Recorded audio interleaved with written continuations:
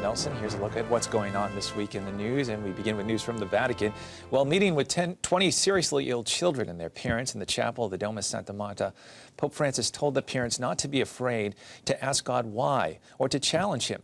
However, he told them to also keep their hearts open to receive his fatherly gaze. The group was participating in a Catholic-sponsored pilgrimage to the Marian shrines in Loreto and Lourdes. The Pope also met with a group of Italian children over the weekend, some of whom were born in jail and all whom have at least one parent in jail. They traveled a long distance on a special train to the Vatican. Rome Reports has more on the visit. Very special passengers are riding on this train, and they have a unique destination, the Vatican. These 600 kids are participating in the third edition of the Train of Children. It is an initiative organized by the Pontifical Council for Culture that's meant to help children in difficult situations. These kids all have parents who are currently incarcerated.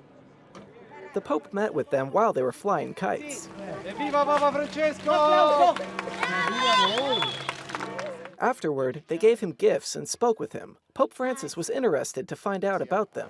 Siete stanchi del viaggio? No? Tu sì, sei stanco? Cosa ti ha stancato di più del viaggio? Non dormire? Hai sonno? Ma vieni, sul tappeto puoi dormire.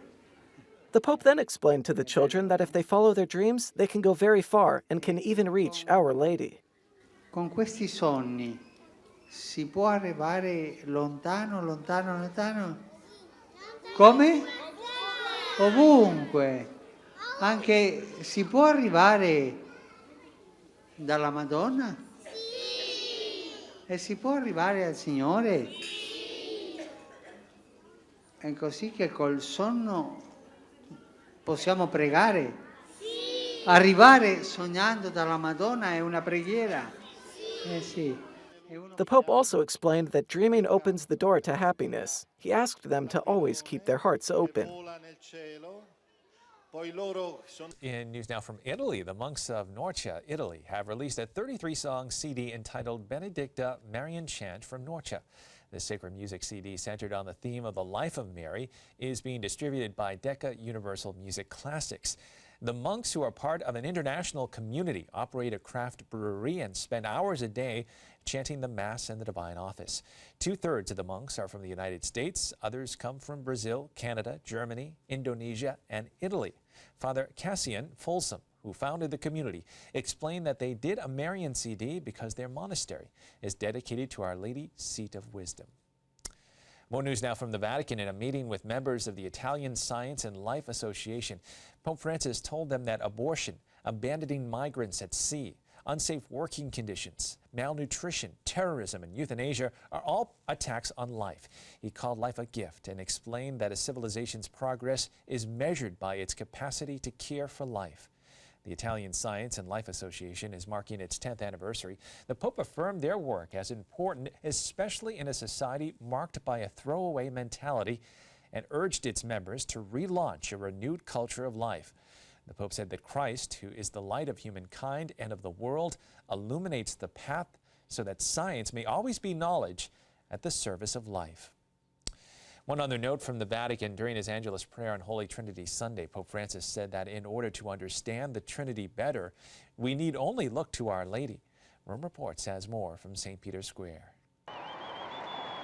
Speaking during the liturgical feast of Holy Trinity Sunday, Pope Francis said that the day was a call to welcome the beauty of the gospel and to live for one another.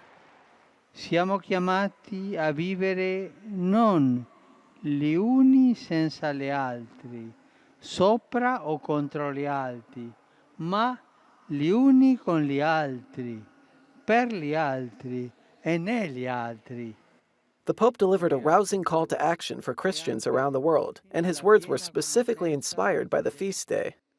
Cerchiamo pertanto di tenere sempre alto il tono della nostra vita, ricordandoci per quale fine, per quale gloria noi esistiamo, lavoriamo, lottiamo, soffriamo e a quale immenso premio siamo chiamati. It's well known that Pope Francis has a special devotion to Mary. He said that she understands the mystery of the Holy Trinity better than anyone, and that she can be an inspiration to us all.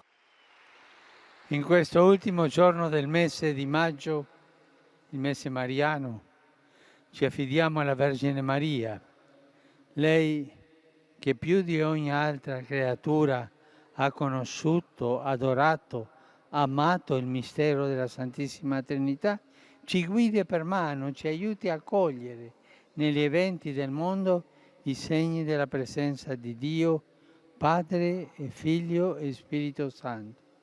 And finally in the news, according to the head of the Vatican Publishing House, Salesian Father Giuseppe Costa, Pope Francis's encyclical on the environment will be titled Laudato Si, or Praised Be, which is the introductory phrase to St. Francis of Assisi's famous prayer, Canticle of Creatures, which thanks God for the gifts of creation.